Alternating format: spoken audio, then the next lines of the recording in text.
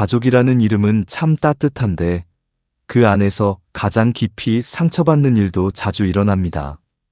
오랜 세월 마음을 다해 챙기고 아껴주고 온 힘을 기울여 왔는데 어느 날 문득 이런 생각이 스치실 때가 있으실 겁니다. 내가 너무 많이 준 건 아닐까? 내가 마음을 너무 쉽게 열고 너무 깊이 내어준 건 아닐까? 분명 사랑으로 시작한 일인데도 어느 순간 부담이 되고 서운함이 되고 때로는 평생의 응어리로 남기도 하니까요. 정약용이 쓴 목민심서에는 사람 사이에 거리를 두는 것이 얼마나 중요한지 여러 곳에서 반복해 말합니다. 가까울수록 말과 행동이 흐트러지기 쉽고 마음이 흐트러지면 관계 전체가 기울기 마련이라며 애틋한 관계일수록 선을 지키는 예가 반드시 필요하다고 조용히 일러줍니다. 정약용은 사람 사이의 정은 귀하지만 그 정이 깊을수록 도리가 흐려지지 않도록 스스로를 단단히 세워야 한다고 했습니다. 어쩌면 가족 안에서 벌어지는 수많은 갈등은 서로의 마음이 부족해서가 아니라 서로가 너무 가까워서 일어나는 반듯함의 이름 때문일지도 모릅니다. 가족에게 너무 많이 주는 일은 마음이 넉넉해서가 아니라 혹시라도 섭섭한 소리를 들을까 두려워서일 때도 있습니다. 하지만 마음은 아무리 써도 다시 채울 수 있지만 관계가 한번 무너지면 다시 세우기가 쉽지 않습니다. 정약용은 흠음신서에서 사람의 정은 물과 같아서 흘러가는 방향을 잘 관리해야 한다고 말합니다. 흘러넘치면 주변이 젖듯 마음을 과하게 내어주면 관계는 오히려 흐려진다고 했습니다. 마음을 많이 주는 것이 늘 좋은 것은 아니고 마음을 바르게 나누는 것이 더 지혜로운 길이라는 뜻이지요. 혹시 지금 마음속에 오래 담아두신 고민이 있으실지도 모르겠습니다. 가족을 너무 사랑하는데도 관계가 불편해진 이유, 평생 잘하려고 했는데도 돌아오는 말에 마음이 찢어지는 이유, 내가 지친 줄도 모르고 버티다 어느 날 문득 모든 것이 허무하게 느껴진 이유 말입니다. 오늘 나누려는 이야기는 그 오래된 의문에 작은 길을 비춰드리고자 준비한 것입니다. 무엇을 덜어내야 편해지는지, 어떤 마음을 세워야 뒤흔들리지 않는지, 그리고 어떻게 해야 가족과의 관계가 무너지지 않고 오히려 더 단단해지는지 하나씩 풀어드리겠습니다. 오늘 이야기를 듣다 보면 마음 한쪽에 묵은 먼지가 살짝 떨어져 나가는 느낌을 받으실 수도 있습니다. 그리고 아주 작은 깨달음 하나가 관계 전체를 바꾸는 힘이 될 수도 있습니다. 가족이라는 이름에 지쳐 있다면, 그래서 마음 깊은 곳에서 조용히 도움의 신호를 보내고 계시다면 오늘 이야기가 분명히 의미가 있으실 겁니다. 너무 많이 주느라 지친 마음을 내려놓는 법, 그리고 관계를 망가뜨리지 않으면서 나를 지키는 길. 그 첫 이야기부터 지금 차근히 시작해 보겠습니다. 본격적인 이야기를 시작하기 전에 이 채널을 구독해 주시면 정약용 선생의 지혜와 삶의 통찰을 꾸준히 편안한 목소리로 전해드리겠습니다. 가족 안에서 생기는 상처는 꼭 칼로 찌른 것처럼 아프지 않아도 오래도록 마음에 남습니다. 남이 한 말은 금방 잊히는데 가족이 한 말은 밤에 누웠을 때도 생각나고 밥을 먹다가도 불쑥 떠오르고 TV를 보다가도 마음 한쪽이 저릿해지는 이유가 있습니다. 아무래도 그 사람들은 내 마음을 누구보다 잘 알고 내 편에 서줄 거라 믿어온 사람들이기 때문입니다. 그래서 작은 말도 크게 들리고 무심한 행동도 깊이 파고드는 것입니다. 마음이라는 것이 참 이상해서 애정이 깊은 곳일수록 자국도 깊게 남기 마련입니다. 사람은 누구나 가까운 이들에게는 마음의 빗장을 조금 더 열어둡니다. 남에게는 신경 쓰고 조심하던 말투도 가족에게는 한순간에 풀려버릴 때가 많습니다. 그러다 보니 말이 조금만 거칠어도 마음이 크게 흔들릴 수밖에 없습니다. 겉으로는 괜찮은 척 웃고 있어도 속에서는 오래된 실금처럼 금이 가고 해결되지 못한 감정들이 시간 속에서 조금씩 쌓입니다. 그래서 나도 모르게 오랜 서운함이 작은 말 한마디에 덜컥 뛰쳐나오곤 합니다. 이것은 그 사람이 특별히 잘못해서 시작된 감정이 아니라 오랫동안 마음을 나누어 왔다는 증거 같은 것입니다. 정약용은 여유당전서에서 사람이 가까운 사이일수록 더 신중해야 한다고 말합니다. 처음 보는 사람에게는 조심하고 다정하게 대하면서도 오히려 평생 함께한 사람에게는 무심해지기 쉬운 것이 인간의 성정이라고 했습니다. 그는 이를 두고 근자감이라는 생각을 펼쳤습니다. 가까운 사람이야말로 말과 행동을 더 조심해야 한다는 뜻입니다. 이유는 간단합니다.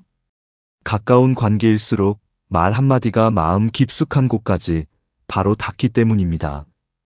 멀리 있는 사람의 말은 바람결처럼 스쳐 지나가지만 가까운 사람의 말은 돌멩이처럼 마음에 탁 하고 떨어져 흔적을 남기기 때문입니다. 정약용은 또 목민심서에서 마음의 움직임을 물에 비유했습니다. 얕은 물에는 작은 돌만 던져도 크게 출렁이지 않지만 깊은 물은 작은 돌에도 울림이 오래간다고 했습니다. 가족관계는 깊은 물처럼 오래정이 쌓여있는 자리입니다. 그래서 아주 작은 말 한마디라도 문득 마음의 물살을 크게 흔들어 놓을 수 있습니다. 말이 크고 작아서가 아니라 그 말이 닿는 깊이가 다르기 때문입니다. 이는 가족이기 때문에 겪는 아주 자연스러운 감정입니다. 가족 사이에서 상처가 오래가는 또 한 가지 이유는 서로를 너무 잘 안다고 착각하기 때문입니다. 사람 마음은 늘 변하고 상황에 따라 달라지는데도 저 사람은 원래 저런 사람이라는 틀이 마음속에 만들어져 버립니다. 이 틀은 눈에 보이지 않지만 관계를 계속 압박하다가 어느 순간 작은 충돌만 있어도 크게 금이 가버립니다. 가족끼리 다툴 때 오해가 많은 이유도 서로 마음을 다 알고 있다고 생각해서 생기는 빈틈 때문입니다. 사실은 알고 있는 것이 아니라 알고 있다고 믿는 것인데 말입니다. 그렇기 때문에 가족 사이의 말은 더 천천히 해야 하고, 더 살펴서 해야 하고, 더 따뜻하게 건네야 합니다. 하지만 현실에서는 그 반대가 일어나곤 합니다. 정약용이 흠음신서에서 말했듯이 익숙함은 예의를 쉽게 허물고 편안함은 조심성을 무디게 합니다.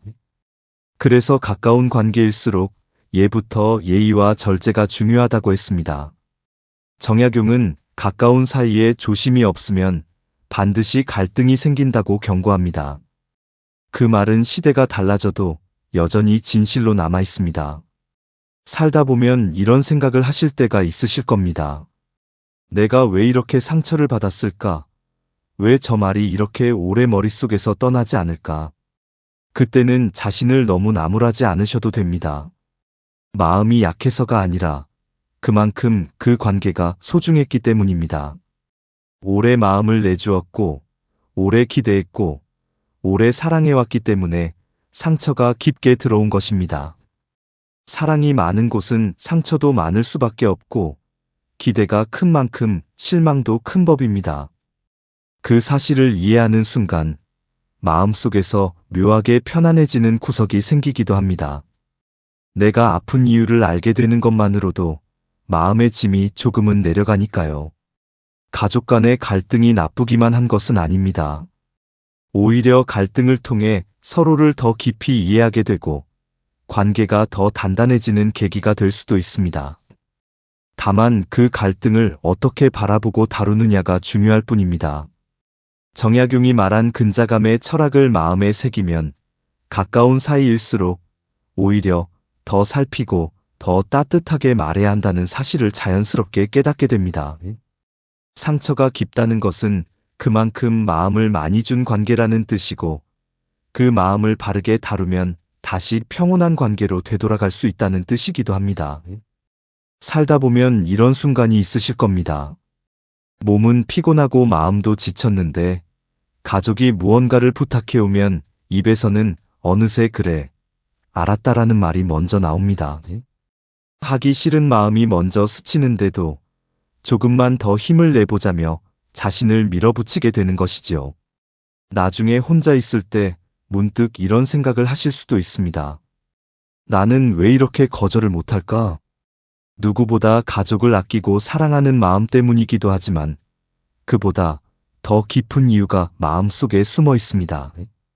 평생 살아오며 맡아온 역할이 너무 오래 몸에 밴 탓일 때가 많습니다.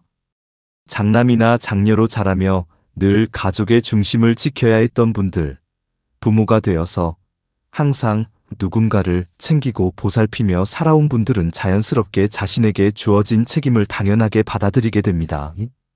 누가 시키지 않아도 먼저 움직이고 버거워도 괜찮은 척하며 힘들어도 참고 넘어가려는 습관이 생기는 것입니다.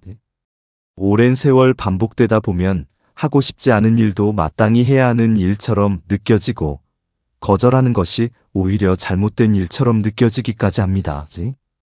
그래서 입으로는 거절을 못하고 마음은 그 부담을 고스란히 안고 살아가게 되는 것입니다. 이렇게 살아온 분들은 마음속 깊은 곳에 그래도 나는 해야 한다는 생각이 뿌리처럼 자리하고 있습니다. 가족이 어려움을 겪는 모습을 보면 마음이 흔들리고 혹시라도 자신이 안 도와주면 불편해지지 않을까 걱정되고 나 때문에 가족들이 서운해할까봐 마음이 조심스러워지는 것입니다.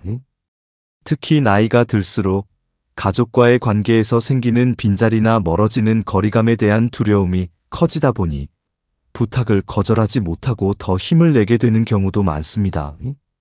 마음속에서는 조용히 이렇게 말합니다. 그래도 가족인데, 그래도 한 핏줄인데, 내가 도와주지 않으면 누가 도와주겠나? 이런 마음이 때로는 따뜻함이 되기도 하지만 지나치게 깊어지면 오히려 나를 지치게 하는 무게가 되기도 합니다.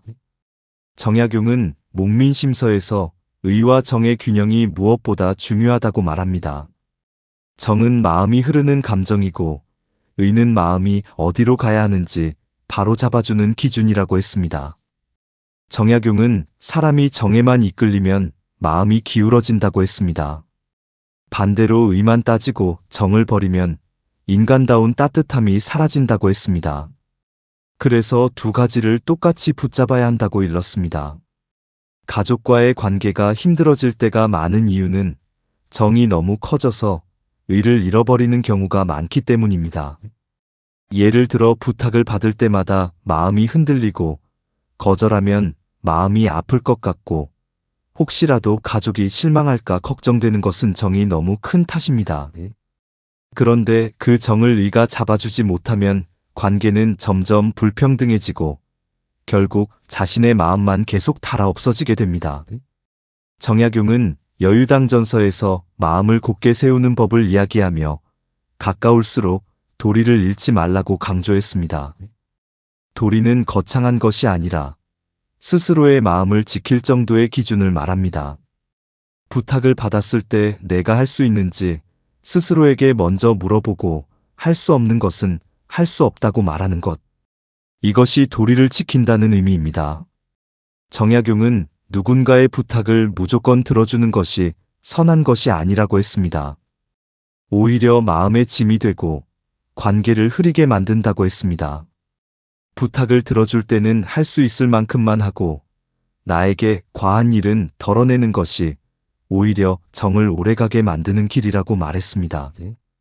그런데 현실에서는 그렇게 하지 못하는 경우가 많습니다. 마음속에는 오래된 두려움과 미안함이 자리하고 있기 때문입니다. 가족에게 이건 어렵다고 말했다가 혹시 서운해하지 않을까, 날 멀리하지 않을까 하는 걱정이 먼저 앞서는 것입니다. 또 평생 하던 역할을 내려놓는 것이 마치 내 자리를 잃어버리는 일처럼 느껴질 수도 있습니다. 평생 가족을 위해 사느라 나를 뒤로 밀어두고 살아오신 분일수록 이 마음은 더 단단합니다. 그래서 스스로의 마음이 조금 지쳐 있어도 몸이 무거워도 괜찮은 척하며 부탁을 들어주곤 하시는 것입니다. 하지만 마음이라는 것은 어쩔 수 없이 한계가 있습니다. 너무 많이 쓰면 금이 가기 시작하고 금이 커지면 마음이 쉽게 흔들리게 됩니다. 그래서 부탁을 거절하지 못한 채 계속 들어주다 보면 어느 순간 마음속에서 깊은 피로가 쌓이고 그 피로가 쌓여 결국 관계에 작은 균열을 만들기도 합니다. 겉으로는 괜찮아 보이지만 속으로는 서운함이 쌓이고 나만 희생하고 있다는 생각이 들고 그러다 어느 날 작은 말 한마디에도 감정이 폭발하게 되는 것입니다. 이것은 그동안 마음을 너무 많이 내준 대가이기도 합니다. 정약용의 가르침을 마음에 새기면 가족에게 따뜻함을 베푸는 것과 나를 지키는 것 사이에 균형이 필요하다는 사실을 알 수 있습니다. 부탁을 들어주는 것이 항상 좋은 것이 아니고 거절하는 것이 관계를 망치는 일도 아닙니다. 오히려 거절할 줄 아는 용기가 있어야 마음이 무너지지 않고 관계도 오래 유지될 수 있습니다. 정약용이 말한 의와 정의 균형은 결국 내가 나를 지키는 마음과 가족을 향한 따뜻한 마음이 서로 다치지 않도록 하는 지혜입니다. 마음을 다 내어주는 것이 사랑의 전부가 아니듯 거절한다고 해서 사랑이 사라지는 것도 아닙니다. 마음을 나누되 나를 잃지 않는 것이 관계를 지키는 가장 단단한 길입니다. 사람과 사람 사이의 정이라는 것은 처음에는 참 따뜻하고 고마운 마음으로 시작합니다. 부탁을 들어줄 때도 들어주고 싶어 들어주는 것이지 억지로 하는 경우는 많지 않습니다. 그런데 이상하게도 시간이 지나면 그 고마움이 사라지고 당연한 것으로 바뀌는 순간이 찾아옵니다. 한 번 도와준 것은 은혜가 되지만 10번 도와준 것은 의무가 되어버리는 현실을 누구나 한 번쯤은 겪으셨을 겁니다. 이게 바로 관계가 흔들리는 첫 번째 이유입니다. 정성이 쌓이면 고마움이 더 깊어지는 게 아니라 어떤 사람에게는 기대치만 높아지는 일이 벌어집니다. 그래서 정약용 선생은 목민심서에서 정은 흐르고 또 흐르지만 그 흐름이 지나치면 반드시 혹이 붙는다고 표현했습니다. 너무 많이 베풀면 오히려 관계가 비틀린다는 뜻이죠. 이 말이 오늘 이야기의 핵심과도 이어집니다. 정은 넘치면 빚이 됩니다. 처음에는 도와주는 쪽이 마음이 넉넉해서 베푸는 것이었지만 시간이 지나면 역할이 고정되기 시작합니다. 누군가는 늘 부탁하는 사람, 누군가는 늘 들어주는 사람. 이렇게 한쪽으로 기울어진 관계는 오래 버티지 못합니다. 부탁하는 사람은 이 정도는 늘 해주던 것 아닌가라는 마음을 갖게 되고 들어주는 사람은 왜 나만 이렇게 애를 써야 하나 하는 서운함이 쌓입니다. 이 불균형한 책임이 두 번째 무너짐의 씨앗입니다. 정약용 선생은 경세유표에서 사람과 사람 사이에는 반드시 균형이 있어야 한다고 강조했습니다. 그는 한쪽이 무거우면 반드시 다른 쪽이 상한다고 말했습니다. 관계도 마찬가지입니다. 한 사람이 너무 무거운 짐을 오래 지고 있으면 결국 마음이 닳고 힘이 빠지게 마련입니다. 마지막 세 번째 이유는 가장 마음 아픈 현실입니다. 바로 죄책감으로 이어지는 관계입니다. 상대방은 도와주는 사람이 조금이라도 거절하면 왜 그래? 그동안 다 해줬잖아 라는 식으로 은근히 죄책감을 주는 말을 하기도 합니다. 혹은 부탁을 받는 사람이 스스로 죄책감을 느끼기도 합니다. 그래, 나 아니면 누가 해주겠나, 내가 도와줘야 하지 않나. 이런 마음이 자리를 잡고 그 마음이 계속해서 자신을 옭아매기 시작합니다. 이렇게 죄책감으로 이어진 관계는 가장 빨리 상처를 만들고 가장 깊은 피로를 남깁니다. 정약용 선생은 흠음신서에서 사람의 마음은 억지로 누르거나 끌려가는 것을 가장 힘들어한다고 했습니다. 사람은 스스로 마음이 움직여야 관계가 건강하게 유지된다는 뜻입니다. 죄책감으로 움직이는 관계는 결국 마음을 어둡게 만들 뿐입니다. 이렇게 세 가지 이유는 따로 떨어져 있는 것 같아도 실제로는 서로 얽혀 있습니다. 한번 고마움이 당연함으로 바뀌면 책임이 기울고 그 기울기가 너무 오래 이어지면 죄책감이 생기고 그 죄책감은 결국 마음의 무게가 되어 관계를 흔들어 놓습니다. 그래서 이 중 하나라도 무너지면 관계 자체가 흔들리기 시작합니다. 세 개가 동시에 무너진다면 관계는 금방 바닥까지 내려가 버립니다. 겉으로는 아무 일 없고 표정도 예전과 비슷해 보일 수 있지만 마음속에서는 이제는 이 관계가 힘들다는 작은 목소리가 계속 들리기 시작합니다. 그리고 이 목소리는 시간이 지나면 점점 커져서 결국 관계를 끊어버리는 결정적인 이유가 되곤 합니다. 그래서 정약용 선생의 말처럼 마음은 너무 가까워도 상하고 너무 멀어도 상하는 참 섬세한 존재입니다. 관계를 잘 유지하는 사람들은 특별히 더 똑똑해서가 아니라 마음의 무게를 서로 비슷하게 나누는 법을 알고 있기 때문입니다. 부탁을 들어주는 것도 좋지만 때로는 지금은 어렵겠구나 라고 조용히 선을 긋는 용기가 필요할 때가 있습니다. 그 용기는 상대를 밀어내는 것이 아니라 서로 오래가기 위한 조절입니다. 많이 들어줄수록 관계가 무너진다는 이 현실은 결국 우리 마음을 지키기 위한 작은 경고이자 관계를 더 건강하게 만들기 위한 신호라고 할 수 있을 것입니다. 사람은 참 이상하지요. 멀리 있는 사람한테는 괜히 조심스럽고 말투도 다정하게 하면서 정작 가장 가까운 사람한테는 말이 제일 거칠게 나옵니다. 이게 참 사람 마음이라는 게 재미있으면서도 무서운 구석이 있는 겁니다. 그래서인지 정약용 선생이 사람 관계를 이야기할 때 꼭 하던 말이 있습니다. 친한 사람일수록 무례가 들어오지 않게 막아야 한다는 말입니다. 이 말이 들어있는 글을 살펴보면 정약용 선생이 가까운 사이일수록 예의를 더 지켜야 한다고 여러 번 강조하셨지요. 괜히 하는 말이 아니라 그만큼 가까운 사이가 깨지는 일이 얼마나 흔하고 또 얼마나 빨리 일어나는지 잘 알고 한 말입니다. 정약용 선생이 남긴 글들을 보다 보면 가까울수록 조심해야 한다는 말이 유난히 자주 보입니다. 멀리 있는 사람의 말 한마디는 대수롭지 않게 넘기는데 가족이나 오래 알고 지낸 사람의 말 한마디는 며칠이고 마음에 남아 계속 되새기게 되지 않습니까?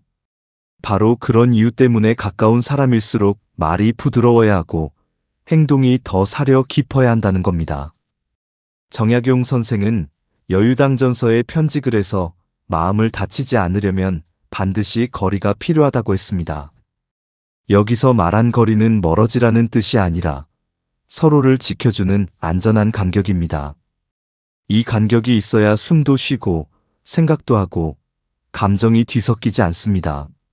사람 사이에 필요한 그 거리라는 것을 조금 쉽게 풀어 말하자면 이렇습니다. 너무 들러붙으면 숨이 막혀버리고 너무 멀어지면 마음이 식어버립니다. 그래서 좋은 관계는 늘 딱 적당한 거리 안에서 자란다는 말이 있습니다. 사랑도 그래야 오래가고 가족 사이도 그래야 편안합니다. 그런데 많은 사람들이 평생 살아온 가족에게는 뭐든 편하게 해도 괜찮은 줄 압니다. 편함이 좋은 건 맞는데 그 편함이 무례로 바뀌는 순간 관계는 금방 삐걱거리기 시작합니다. 가까우니까 괜찮겠지 하는 생각이 쌓일수록 상처는 알아차리기 어렵게 깊어지는 법이지요. 정약용 선생이 말한 거리두기는 사실 사람 사이에 꼭 필요한 작은 규칙들에 관한 이야기입니다. 규칙이라 해서 거창한 것이 아닙니다. 예를 들어 마음이 급해서 툭 하고 말을 내뱉고 싶을 때 한 박자만 쉬어주는 것, 부탁하기 전에 상대가 지금 어떤 상황인지 마음속으로 한번 살펴보는 것, 아무리 가까워도 남의 시간을 당연하게 여기지 않는 것, 고마운 일에는 꼭 고맙다는 말을 잊지 않는 것. 이런 아주 작은 태도들이 바로 관계의 선을 만들어줍니다. 정약용 선생은 목민심서에서도 비슷한 말을 남겼습니다. 마음이 앞서면 말이 거칠어지고 거친 말은 관계를 망가뜨린다는 말입니다. 그래서 가까운 사람일수록 말투가 더 조심스러워야 한다는 뜻이죠. 사람 사이의 규칙이라고 하면 괜히 딱딱한 느낌이 들 수 있지만 사실은 반대입니다. 규칙이 있어서 딱딱한 게 아니라 규칙이 있어야 더 따뜻해질 수 있는 겁니다. 서로에게 무리한 기대를 하지 않게 해주고 감정이 폭발하는 걸 막아주고 오해가 생겼을 때 금방 풀릴 수 있도록 도와주니까요. 이 규칙들이 서로를 얽어매는 게 아니라 서로가 서로에게 편안하게 기대어 쉴 수 있는 울타리 같은 역할을 하는 겁니다. 그래서 정약용 선생의 말은 결국 한 가지로 이어집니다. 가까울수록 더 잘해야 하고 가까울수록 더 조심해야 한다는 것. 거리를 두는 건 멀어지자는 뜻이 아니라 오래 가기 위해 필요한 지혜라는 것. 애정을 지키려면 붙잡는 것이 아니라 여유를 줘야 한다는 것. 숨이 막히지 않게, 감정이 엉키지 않게, 마음이 지치지 않게. 바로 그런 이유로 정약용 선생은 가까운 사람일수록 더 예의를 지키라고 말한 겁니다. 예의가 관계를 딱딱하게 만드는 게 아니라 오히려 따뜻함을 오래 붙잡아주는 힘이기 때문입니다. 거리가 없는 관계는 보기에 친밀해 보여도 사실 속은 쉽게 무너집니다. 반면 적당한 거리가 있는 관계는 겉으로 보기엔 조금 단정해 보여도 깊이가 있고 오래 갑니다. 그래서 정약용 선생의 말은 지금 우리에게도 그대로 적용됩니다. 먼 사람에게 쓰는 정성을 가까운 사람에게도 조금만 더 써주면 그 관계는 훨씬 단단해지고 따뜻해집니다. 그게 바로 거리를 두는 지혜이고 가까운 사람을 오래 지키는 가장 현실적인 방법입니다. 살다 보면 가장 어려운 말이 바로 안 됩니다라는 말입니다. 마음은 아닌데 입술은 벌써 그래, 알았다 하고 움직여버릴 때가 많지요. 특히 평생 가족을 챙겨온 분들은 더욱 그렇습니다. 나 아니면 누가 하겠나 싶은 마음, 그동안 쌓여온 책임감, 그리고 괜히 거절하면 미움받을까 하는 두려움 때문에 말이 쉽게 안 떨어집니다. 그런데 사람 사이가 편하려면 또 내 마음이 지치지 않으려면 때로는 이 거절이라는 것이 꼭 필요합니다. 거절은 차갑게 밀어내는 게 아니라 관계를 오래가게 만드는 지혜 중 하나입니다. 정약용 선생도 비슷한 말을 여러 번 남겼습니다. 여유당전서에 보면 마음이 흔들릴 때는 감정으로 대하지 말고 원칙으로 대하라는 글이 있습니다. 누구에게나 잘해주려는 마음은 좋지만 그 마음이 내 생활을 흔들어 놓는다면 제대로 된 선을 다시 그어야 한다는 뜻이지요. 정약용 선생은 감정으로 사람을 대하면 잠깐은 부드럽지만 결국 서로를 힘들게 만든다고 했습니다. 반대로 원칙이 있는 사람은 초기에는 조금 딱딱해 보일지 몰라도 결국 주변 사람들에게 더 신뢰를 준다고 했습니다. 마음이 흔들릴 때 원칙을 붙잡으면 관계도 내 삶도 한결 편안해집니다. 거절이 어렵다면 방법을 부드럽게 바꾸면 됩니다. 실제로 사용할 수 있는 말들은 생각보다 어렵지 않습니다. 예를 들어 부탁을 받았을 때 바로 단호하게 끊어버리는 대신 이런 식으로 말할 수 있습니다. 도와드리고 싶은데 제가 지키는 일정이 있어서 오늘은 어렵습니다. 이렇게 말하면 상대는 반감을 느끼지 않으면서도 내가 지켜야 할 선이 있다는 것을 자연스럽게 알게 됩니다. 또 지금 제 상황이 여유롭지 않아서 바로 도와드리기 어렵습니다. 시간이 되면 제가 먼저 말씀드릴게요. 라고 말하면 상대는 재촉하지 못합니다. 내가 거절한 것이 아니라 상황이 그렇다고 자연스럽게 받아들이기 때문입니다. 여기서 중요한 것은 부탁을 거절하는 것이 아니라 원칙을 지키는 것이라는 점입니다. 정약용 선생이 말한 것도 바로 이 지점입니다. 사람 사이에서 감정만 앞서면 상대는 점점 내 도움을 당연하게 여기고 나는 점점 마음이 지쳐갑니다. 그런데 부탁을 거절하는 데에도 분명한 기준이 있다고 알게 되면 상대도 나를 쉽게 흔들 수 없습니다. 이 원칙은 내 마음을 지켜주는 울타리이면서 동시에 상대에게도 예의를 지켜주는 방식입니다. 거절이 필요한 순간은 대개 마음이 번잡해지는 순간입니다. 감정 싸움으로 번질 때는 이미 늦습니다. 말이 오가다가 감정이 상하기 시작하면 그때는 누가 맞고 틀리냐가 중요한 것이 아니라 서로 마음이 다치는 방향으로 흐르게 됩니다. 그래서 거절은 가능하면 초기에 기분이 상하기 전에 해야 합니다. 예를 들어 부탁을 받았을 때 잠깐의 침묵도 좋은 기술입니다. 바로 대답하면 감정이 앞서지만 잠깐 숨을 고르고 나면 훨씬 차분하게 말할 수 있습니다. 이 짧은 침묵이 감정 싸움을 막아주는 힘이 됩니다. 거절을 잘하는 사람은 사실 싸우지 않는 사람입니다. 싸울 여지를 미리 없애기 때문이지요.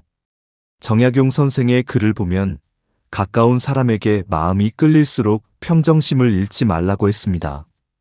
그 이유는 감정이 앞서면 관계도 마음도 모두 흔들리기 쉽기 때문입니다. 부드럽게 단호한 거절은 평정심을 지키는 방법이면서 불필요한 오해나 실망을 만들지 않는 지혜입니다. 거절은 결국 상대를 밀어내는 말이 아니라 관계를 오래 지키는 말입니다. 지금은 조금 서운할 수 있지만 장기적으로 보면 서로를 위한 선택입니다. 부탁을 무조건 들어주는 관계는 처음엔 편하지만 오래 못 갑니다. 서로의 삶과 마음이 균형을 잃기 때문입니다. 반대로 부탁을 조심스럽게 골라서 들어주는 관계는 오래가고 서로를 더 편안하게 합니다. 내가 지칠까 걱정되지 않고 상대도 나에게 부담을 쉽게 주지 않게 됩니다. 정약용 선생은 사람 사이에서 가장 중요한 것은 서로에게 기대지 않고 서 있을 줄 아는 힘이라고 했습니다. 서로가 서로에게 기대지 않고 서 있을 때, 그때 비로소 함께 걸을 수 있다고 말했습니다. 거절의 기술은 결국 나를 세우는 힘입니다. 나를 바로 세워야 관계도 기울지 않는다는 뜻입니다. 그래서 오늘의 거절이 사실은 내일의 평온을 지켜주는 가장 조용한 선택입니다.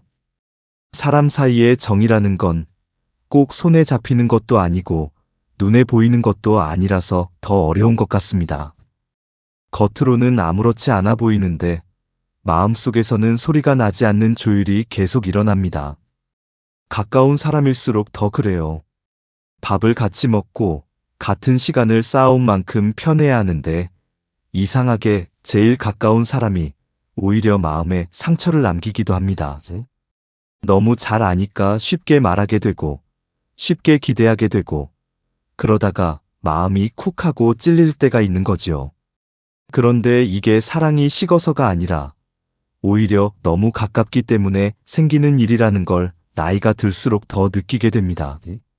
정약용 선생도 여유당전서에서 그런 얘기를 남겼습니다. 가까울수록 말 한마디, 행동 하나를 더 조심해야 한다고요. 멀리 있는 사람에게는 괜찮은 말도 가까운 사람에게는 마음 깊이 파고들어 상처가 되기 쉽다고요. 그러니 사람 사이에는 눈에 보이지 않아도 적당한 거리라는 게 꼭 필요하다는 거지요.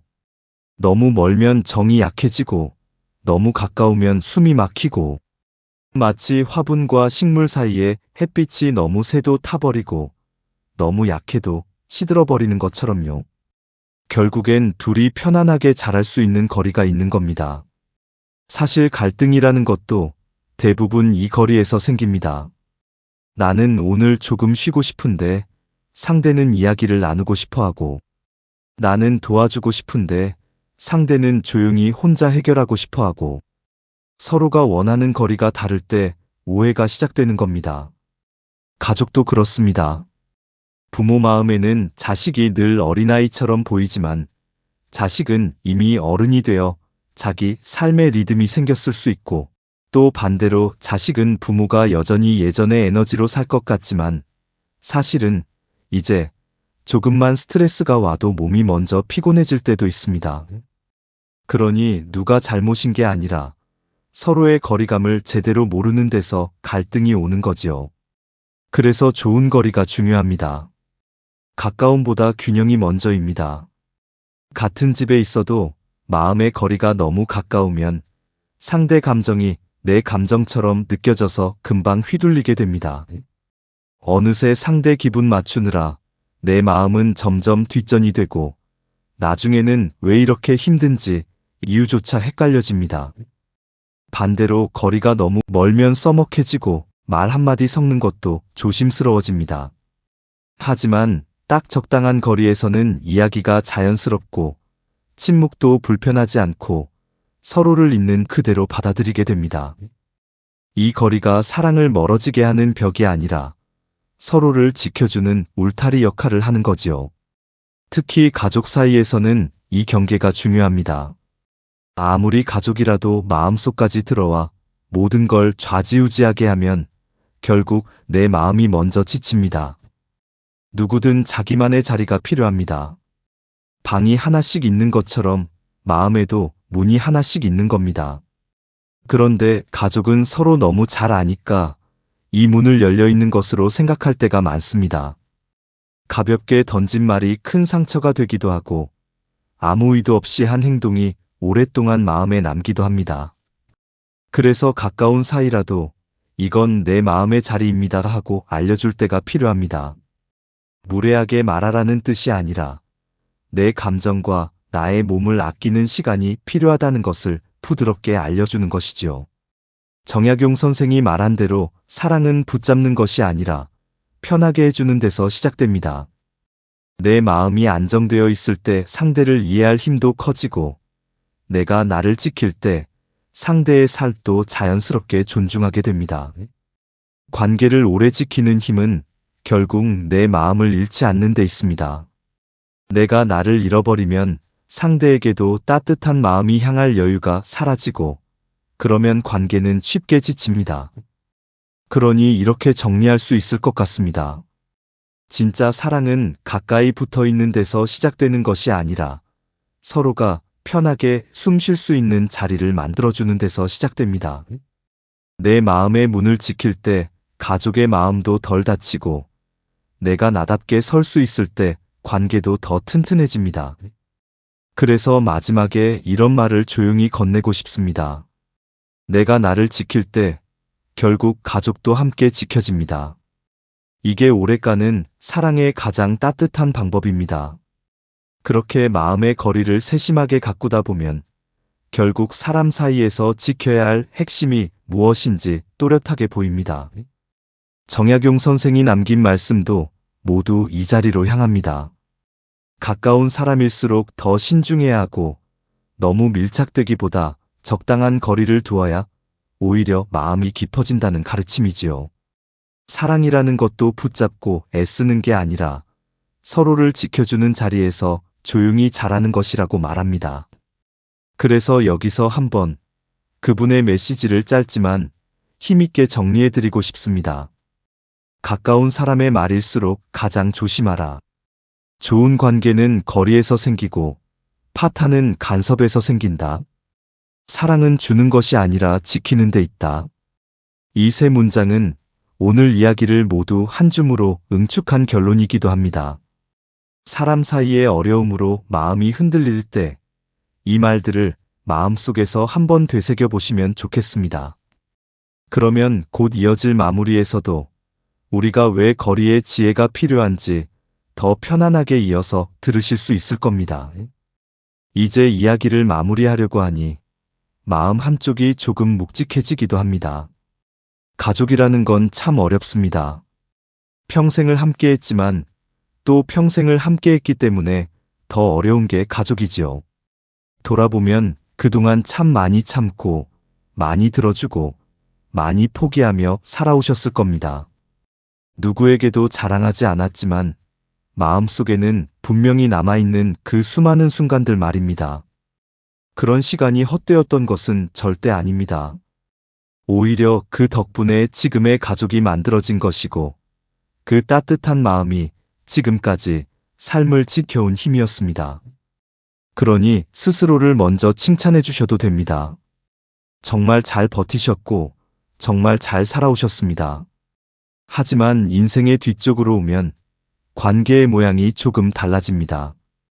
예전처럼 다 품고 다 들어주는 방식으로는 마음이 금방 지쳐버립니다. 몸도 예전 같지 않고 감정도 예전처럼 넉넉하지 않으니까요. 그래서 이제부터는 관계의 균형을 새로 맞추는 것이 필요합니다. 모든 부탁을 들어주는 사람이 아니라 내 마음을 먼저 지키는 사람이 되어야 한다는 뜻입니다. 이건 이기적인 마음이 아니라 오래도록 건강한 관계를 만들기 위한 지혜입니다. 정약용 선생도 여러 글에서 사람 사이의 거리를 이야기하며 너무 가까워지면 서로를 잃어버리는 일이 많아진다고 했습니다. 사랑은 붙잡는 데서 생기지 않고 지켜주는 데서 자란다고 말했습니다. 그 말이 지금 여러분 마음에도 조금은 와닿을 겁니다. 삶의 후반에는 욕심보다 균형이 더 중요합니다. 헌신보다 경계가 더 필요합니다. 내가 무너진 채로 가족을 지킬 수는 없습니다. 내가 나를 지키면 가족도 그만큼 건강하게 자라납니다. 그러니 이제부터는 이런 마음을 한번 가져보시면 좋겠습니다. 내가 나를 지키는 것이 곧 가족을 위하는 길이다. 이렇게요. 마음이 무겁지 않게 억지로 바꾸려고 하지 않고 천천히 하루하루 연습해 보시면 됩니다. 부탁을 조금 덜 들어주어도 괜찮고 내가 힘든 날에는 그냥 힘들다고 말해도 괜찮습니다. 그렇게 조심스레 나를 챙기다 보면 어느새 가족과의 관계도 부드럽게 다시 자리 잡게 됩니다. 오늘 이야기를 들으며 마음속에서 무엇 하나라도 건져가셨다면 그것만으로도 충분합니다. 긴 세월을 버텨온 그 마음이 앞으로도 흔들리지 않기를 바랍니다. 그리고 마지막으로 이 말을 전하고 싶습니다. 가족을 지키는 길은 나를 먼저 지키는 데서 시작됩니다. 오늘 이야기 마음에 작은 울림 하나라도 남으셨길 바랍니다. 앞으로는 가족을 위해서가 아니라 나를 지키기 위해 한 걸음씩 걸어가시길 응원드립니다. 바뀌는 건 어렵지만 바꾸려는 마음 한 번이면 충분합니다. 가족을 지키는 첫걸음은 언제나 나를 지키는 마음에서 시작됩니다.